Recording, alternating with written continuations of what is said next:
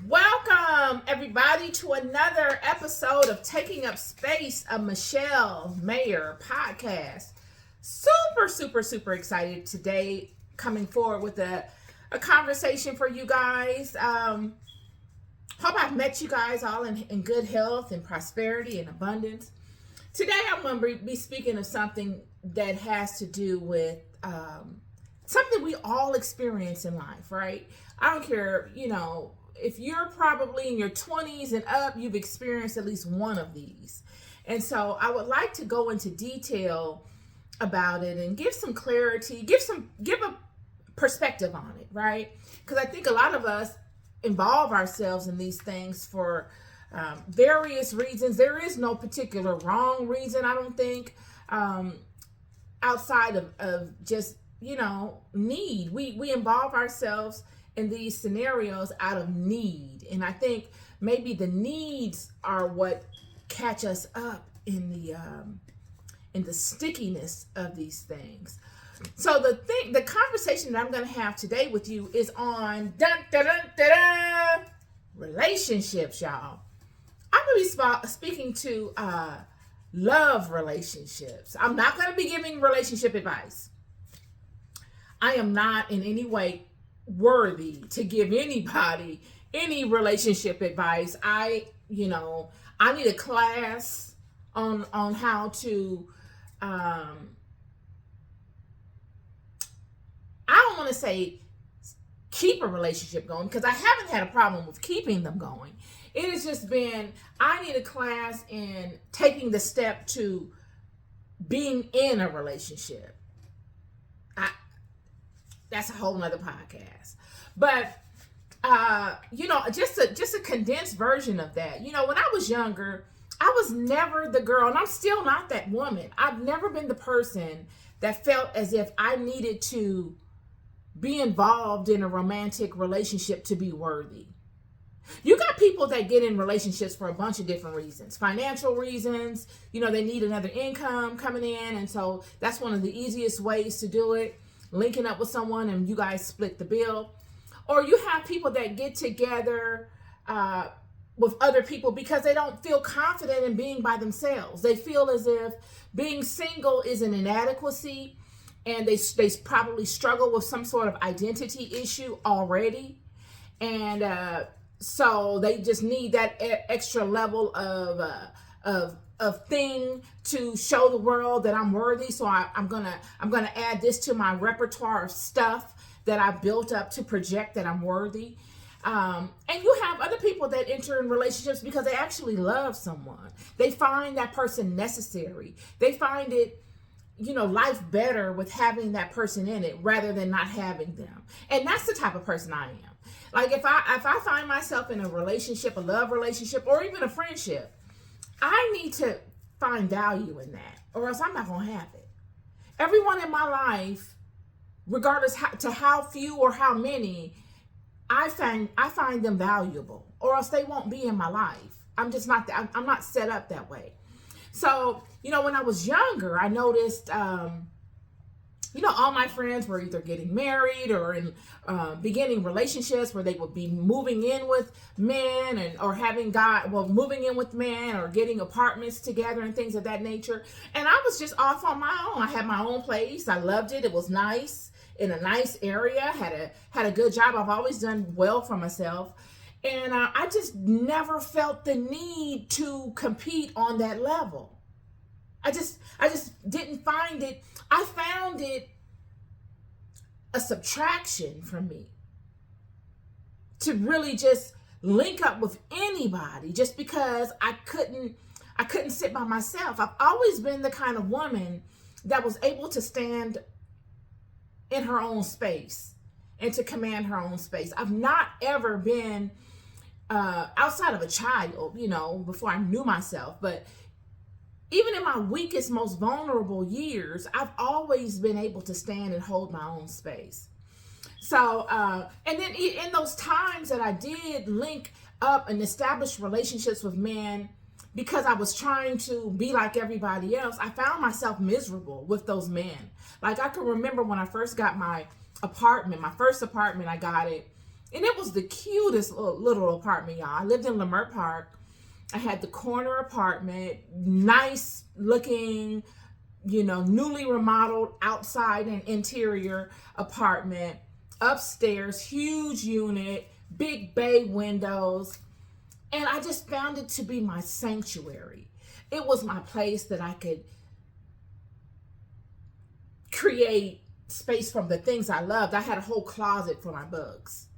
And I had all of my little soaps and lotions and things that I read, because I've always been into those types of things. I had them all situated. And even if I didn't have furniture, because I didn't have furniture at first, I had throw pillows, these huge kind of like Moroccan floor pillows. I threw them on the floor in the living room, and I had a table, and I'd have candles and different things that I love situated. And it was my sanctuary. But as time passed, my friends began moving in with guys and things of that nature. And I didn't suffer in meeting guys. I didn't suffer in dating guys. I didn't suffer in any way with men. It was just, I wasn't the girl that found her mate easily. It wasn't like I could just go to the store and voila, oh, he's my type of guy and he fits into my world. It wasn't that easy for me. And I found, I did meet someone that I actually liked, and we started dating, and then I allowed him to move in. Now I'm making good money. I could have paid my own rent, but he was offering paying the rent and paying all the utilities and blah, blah, blah, blah. And so I was like, okay, cool. I mean, what am I losing? But as time progressed, because I didn't base the relationship on anything lasting, I based it really on competing with my friends. To say that I had someone living with me, and, also, I became miserable in that. I remember leaving work and coming home on my way home from work, and I was thinking, I hope he's not at home. I hope he is not there. Like, I really want him to move, but I don't want to have to tell him to move. So, that couple, that was just a minor portion of my life, but that coupled with, extended periods of being single, and then finding myself in relationships with men that I actually found worthy, that I really loved, and that I really enjoyed being with, is what leads me to this conversation that I'm having with you all today. So this is for all the young women starting out, all the women that may feel as if, I have to have someone and I have to adhere to these certain things in order to keep this person. This is just another perspective from one of your sisters in life that has experienced some things that you can either take or you can leave here. So a couple of things I want to get straight in the beginning is the verbiage. So when I speak to women, when I say queens in this conversation, because you got different tiers of women in life.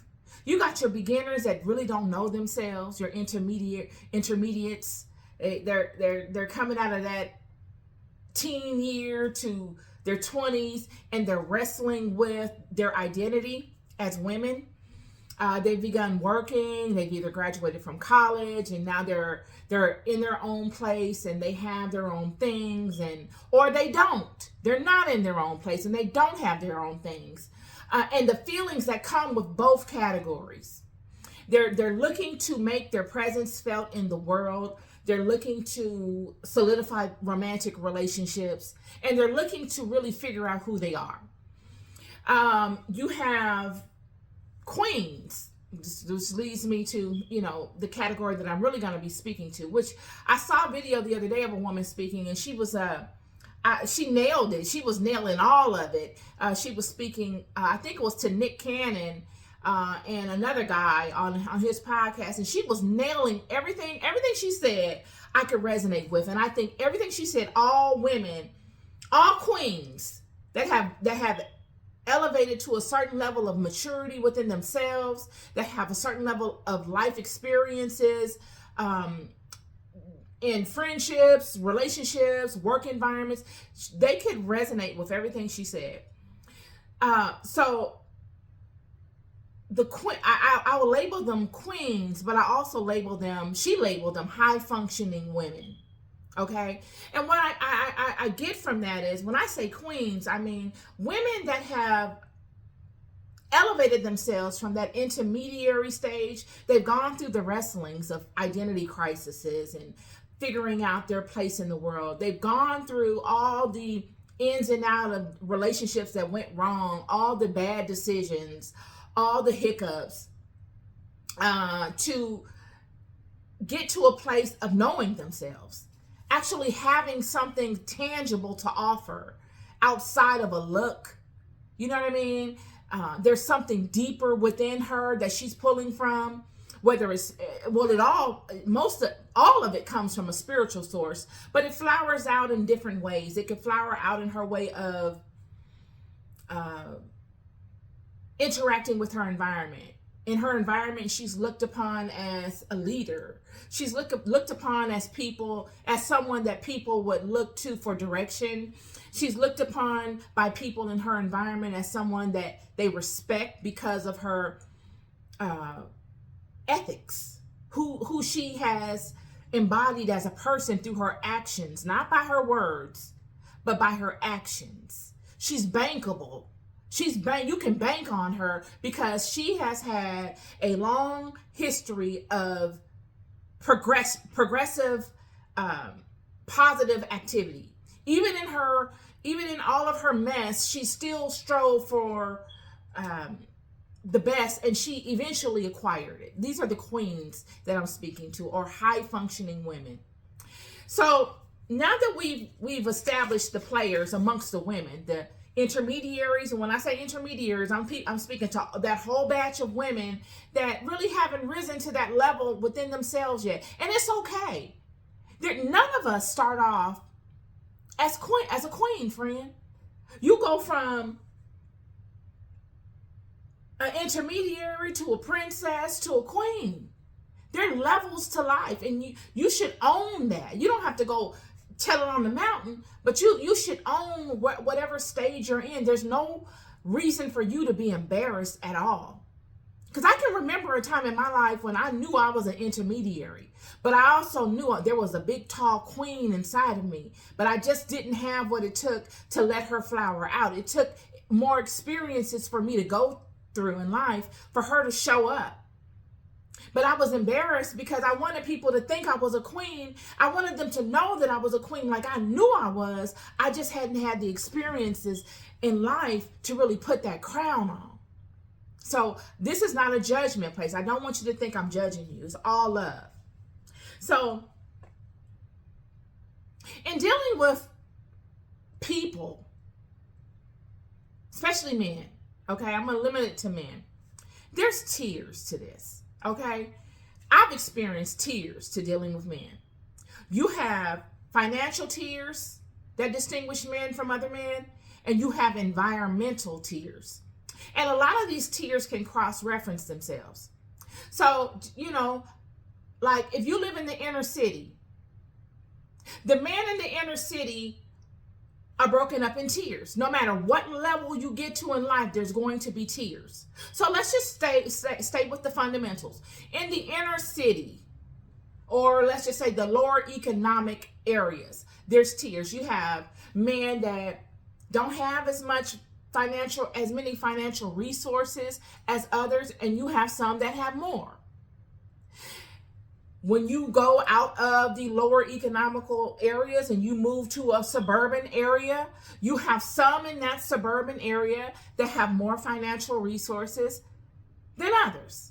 When you move up to a higher income bracket or a higher income zip code, what have you, it's the same rule that is applied. That no one is neck to neck. There are tiers at every level. Now, these tiers that we get at every level distinguishes the personality types a lot of times of these men. Okay, so if you're in the hood and you got guys that have more money, resources than other men, their experiences somewhat will be different, and their perspective on life is going to be different. Same way middle class, same way upper class. Okay, so when you have more resources at hand, your interactions with women change. The longer you have these resources, the more accustomed you get to it, the more you use these resources in your interaction with women, the more knowledgeable you become of yourself and the more knowledgeable you become of women. So when you're looking at you got your guys that have your 9-to-5 jobs, that have really good jobs, that do well. And, because of the constraints that they're under with their jobs, that it might structure their lives in a certain way. Just like you have guys that have businesses that do really well, and because of the constraints of their businesses, they may structure their lives around that. What I mean by that is you might not catch these guys hanging out at night until 1 a.m. every night. If he's the CEO of a Fortune 600 company, he got stuff to do in the morning. He's not going to be at Applebee's hanging till 2 in the morning on karaoke night. Most often, you wouldn't see that. If he's the head of the Department of Water and Power or the city sewage system, you probably won't see him there either, doing those things every week. So these are some fundamentals that I'm giving you to give you a snapshot as to the differences in the hierarchies of the financial environments of these men. And I don't even know why I need to get into that, because I put all this stuff together to really come and deliver a polished video, but I'm just gonna shoot from the hip. So when you're dealing with men that have options, first off, I've never dated a man that was a multi-millionaire. I've never dated a multi-millionaire. I've never dated anyone that was famous. I've not ever done that. I never aspired to do that. It's never came across my path for me to be able to do that. So I can't speak to that. But I have dated men that were successful in their own right within the tiers that I lived in. Okay? So regardless to how much money they have, the thinking is somewhat similar. Okay? And it does get more expansive with the more money you have. So if you have someone that has, $100 million liquid at any given time, his thinking is going to be more expansive, but within the same realm in regards to dealing with women. And that's what I'm trying to stick to. When dealing with women, and you're dealing with men with options, what I mean by options are men that have resources. They have money. They're rich. In whatever category you want to categorize them at. Because you could be hood rich and you could be rich. Okay? But the thinking is somewhat similar in a sense that they have options. So you as a woman, you're coming in, whether you're a queen or an intermediary, you're coming in with your own level of knowing. If you're a queen, you're a high-functioning woman, you know all the experiences that you've had in life that got you to where you are. You've been able to compete at certain levels. You feel confident in yourself that you're able to compete because of all the things that you've come through up to this point. You know how to lead. You know how to make impressions upon people. You know yourself. You are very capable mentally. And you come into this relationship with this man who has all these options. He got intermediaries on deck. He got intermediaries in his phone ready to take his call at any given time. He has a whole Rolodex of queens. And then here you come.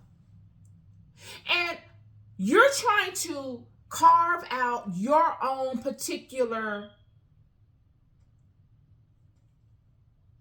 impression within this man's life.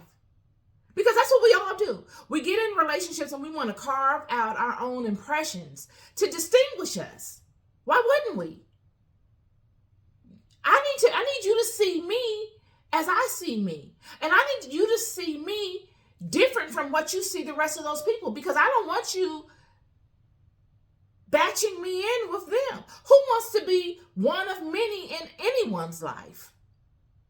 I want to distinguish myself as unique. And I need you to see all of my unique colors, all my unique radiance. I need you to see all of my unique capabilities and skills and gifts.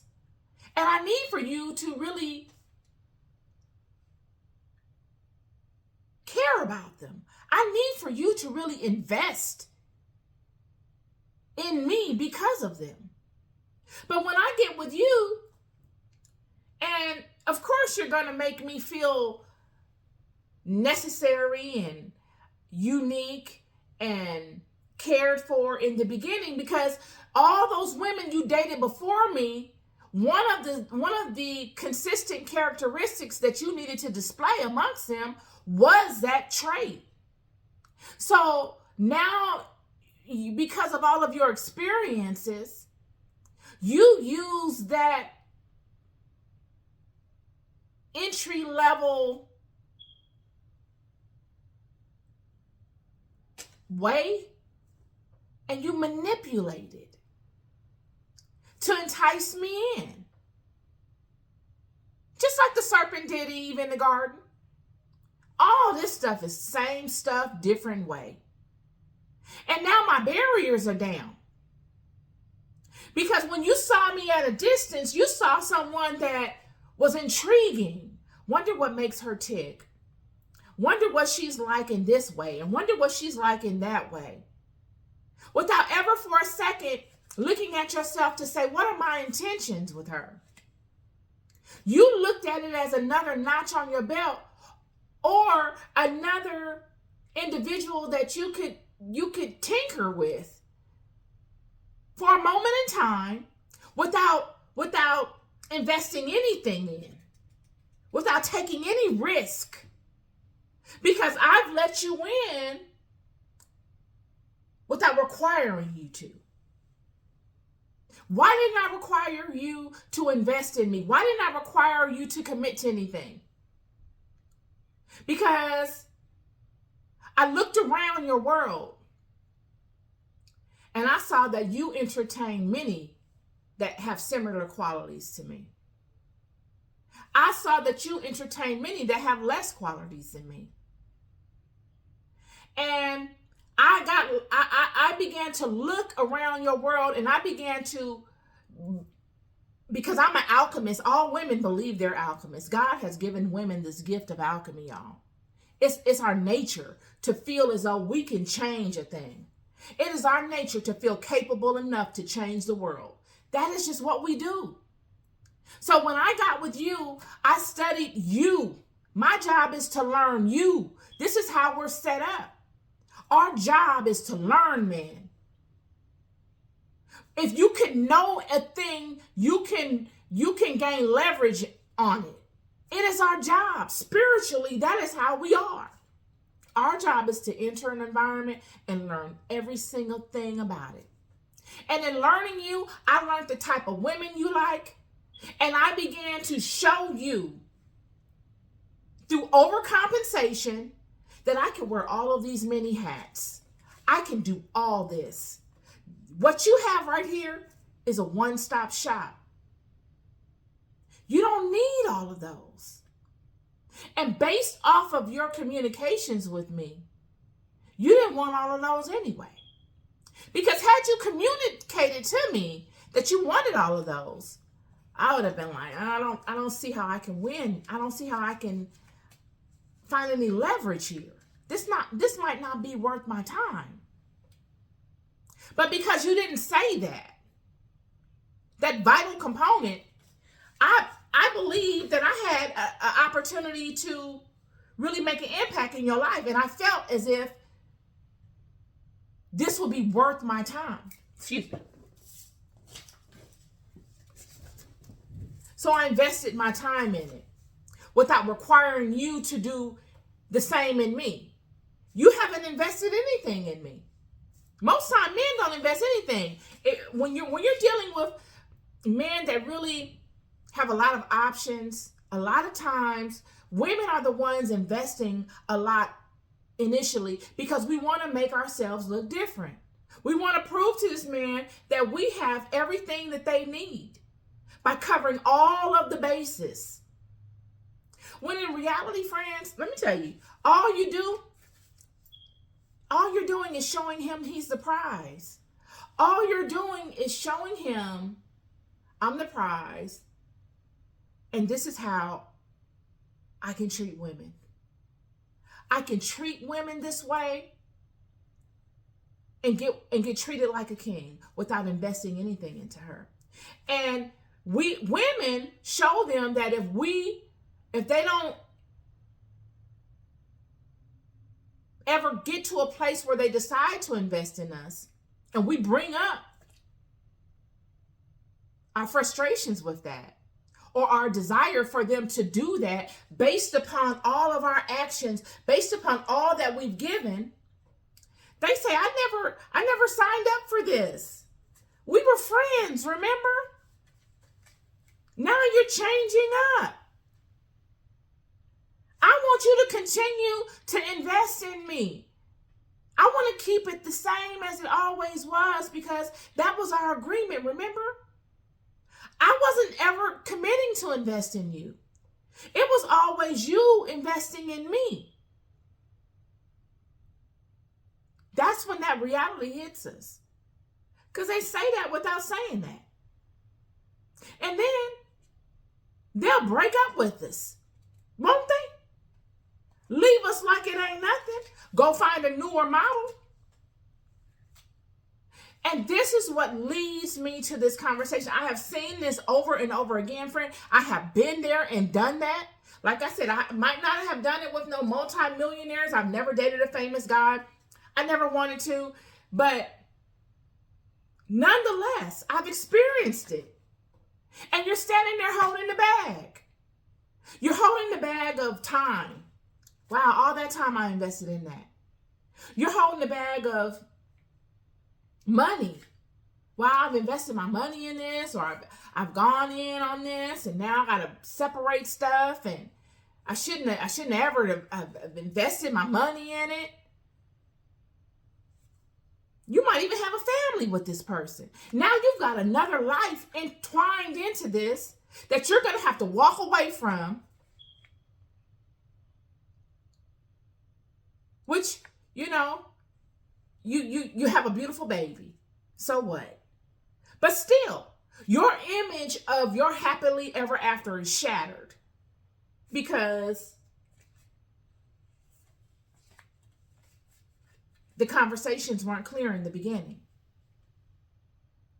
You invested in someone that never committed to investing back into you. And it's really not, I'm not even going to blame the man. Because, friend, you cannot blame him. You got to blame you. Men do what you allow them to do. And it wasn't even just the women that are in those particular relationships at that time. It is all the women that he dated before that did this same thing. All the women that he dated before played their hand the same way. They looked at him and said, wow, he's successful. And I could have children with him, and I could have financial success with him, and my children could grow up in a strong, safe, stable environment because of all that he has done, and my children can have an advantage because all that he has done. What's so wrong with that? Many people want to blame the women and make women seem, oh, she's a gold digger and she's this. Well, what is she supposed to do? Why wouldn't a woman that has a lot to offer, or even a woman that is an intermediary, go for a man that was successful? Why wouldn't she? This goes back to indigenous times. Who's going to go for the man that can't protect the village? If you get with me, you get with me for a certain reason. Let's be honest here. All women have a reproductive organ. So it's got to be more than that, even if it's that in the beginning. You got to see something in me that makes me a long-term investment. Whether you like me because I look good, whether you like me because my butt was big, whether you like me because of whatever, I'm organized, or because I have a good job, or whatever. Nobody ever talks about the men that desire these types of women. You only talk about the women that desire successful men. If you see something of value in me, do you not think I see it in myself? Do you expect me to put myself over here on the sale rack? Do you not know what it took for me to get to this mental and emotional space to be able to manage myself the way I do? You think I'm just sitting here and allowing anyone to come and partake of this feast that I have created? I just did the Bible study of Jesus speaking to, don't throw your pearls at the feet of swine. None of us are to throw our pearls at the feet of swine. All of us are to acknowledge the gift that God has bestowed upon us, especially the queens and especially the intermediaries. Because all of the intermediaries, the princesses, and all of those that have not ascended to a queen level are queens in the making.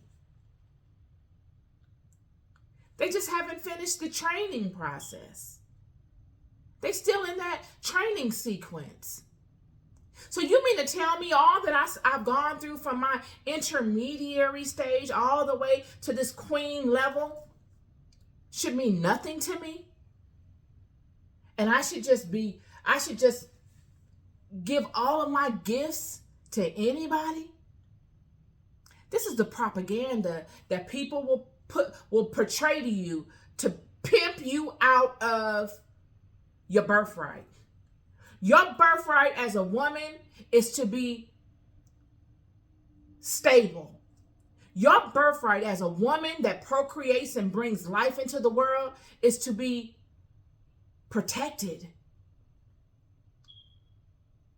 Your birthright is not to be out with you and your baby having to make executive decisions on your own while your mate moves on to somebody else because he didn't find you valuable enough to invest in you. Where do they do that at? Only a broken culture does that. Only a broken culture.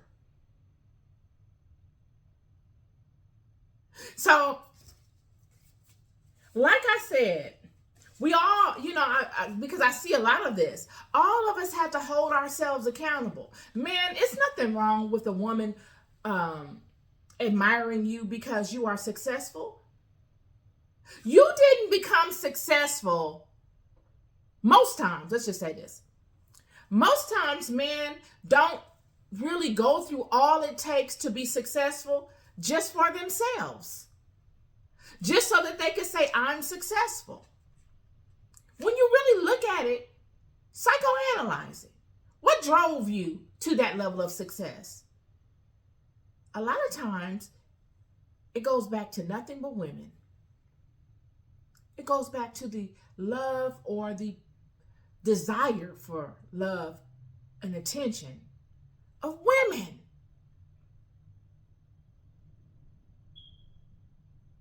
Yet women, when we get in these positions as high-functioning women or intermediaries, we don't command that anyone invest in us. We take all the risk because we ourselves feel as if we are worthy. Most women that deal with high-functioning men, if not all, are high-functioning women. And they feel themselves worthy because of all of the other women, all of the things that come in that environment. When you're out with your man, you could be dealing with a regular dude in the neighborhood, and you go to the grocery store with him, and you're a high-functioning woman, you're going to make him popular. Everybody going to want him. He could be looking like Pookie on New Jack City. You go up in the grocery store, you go to the club with him. Go to the grocery store with him. Go to church with him. And show that he's your man. Oh. He's grown in rank immediately. The key to this is knowing who you are. Knowing what you bring to the table. Don't be out here fronting and making it seem like it's something else and this, that, and the other. And you over here making the same mistakes as everybody else. I keep telling you guys, we're all 1 or 2 degrees away from separation. There's nobody better or nobody lesser in this whole thing. The same person that you think is stupid or that you can laugh at or that you have laughed at could bless you with a tremendous amount of information to help you in what you're not showing the world. We are all 1 or 2 degrees away from separation. I'm telling you. And the last thing I want to say, I hope I covered everything because I don't even know. I went all the way around with this.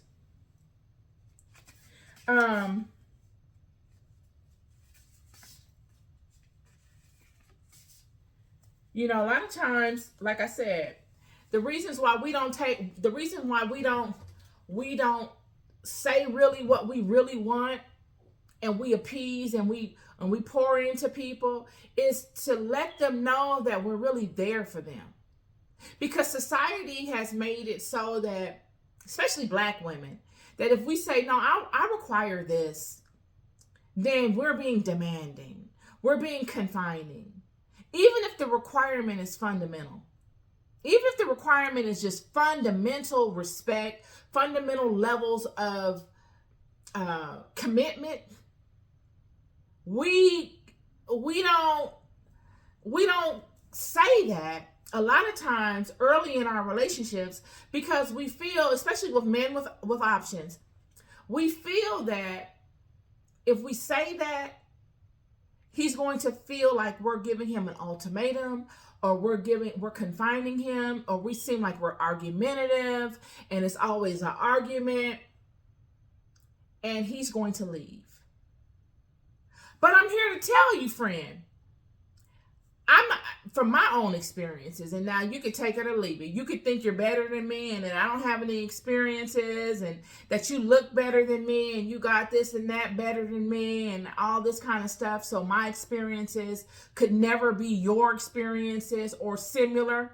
That's fine. But I'm going to throw it out there still. What I've come to find is that eventually we get tired of playing that role. We get tired of pouring in. You can pour in all you want, and eventually something will come unless something substantially changes. We will find ourselves pouring into things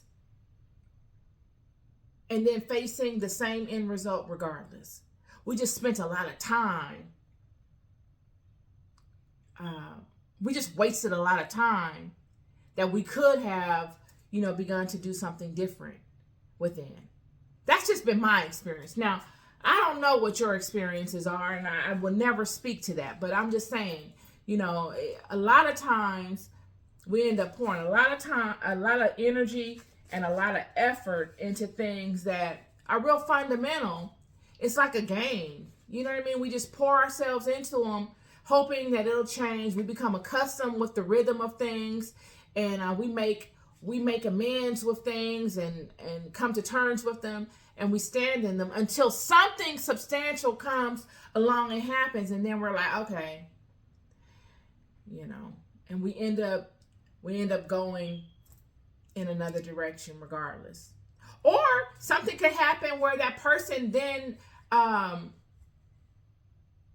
sees us for what we are, and they decide to align themselves properly to us. But a lot of times it takes for us, from my experiences, it hasn't been that men just eventually decide, oh, wow, now she's worthy. Wow, okay, she stuck it out. She's worthy. No, it came to a point where I had to look at my situation and say, I'm going to start focusing my attention on myself. Not to say I'm going to quit him and I'm going to walk away and this and that. No, I can still stay in that situation, but I'm going to build myself up. I'm going to invest all of my interest into making myself as successful as I possibly can, making myself an asset where he's not the prize. It's good that I have him. He's a good love interest, and I love him, and I treasure our relationship, but I'm building myself up so that I'm an asset in my own right. And I have seen that in those instances, friend, that's when men wake themselves up, and they're like, oh, wow, I don't want nobody else to take that. I don't want nobody else to get that. That's mine. But you just leaving it up to him, and you focusing all your attention on what he decides to do and commit to or not commit to, and you adjusting to all of that, will never get you there. You have to be able to lift yourself to a certain level of success within your own self. And you make a name for your own self. And, it could either change the relationship or the relationship break up. And then years later, he come and say, you know what, I really should have done differently by you. I've seen that happen a lot. I've experienced that in my life. But, I just wanted to come on today. I really wish I had a guest on to cross-reference this stuff with, but it just comes upon me and I just jump on here. So it's not like I prepare for it. We're loved more than we ever know. You are responsible for yourself. Your story is your story. You depending on somebody else to make your story the way you want to, the likelihood of that happening is not likely. You got to make your story the way you want it to be. It starts with you. And when you start to make your story the way you want to be, whether you're still in that relationship or not, all energies that are for you will find their ways back to you. Or if you're still in it, all energies that are for you will align closer to you when you begin to really invest in promoting yourself. Make yourself just as successful as you see that other person as. And I'm not talking about financially successful. You got women out here that are assets spiritually, that are irreplaceable spiritually. You got women out here that are assets in nurturing. They're nurturers. They're selfless nurturers that are irreplaceable. He'll never find another woman that is as nurturing as you. The key to it is, in my opinion, is becoming an asset, someone that is hard to do without. That's my podcast conversation for y'all today. We're loved more than we'll ever know. I'll never stop telling you. Be good to yourselves and be good to each other. Peace and love.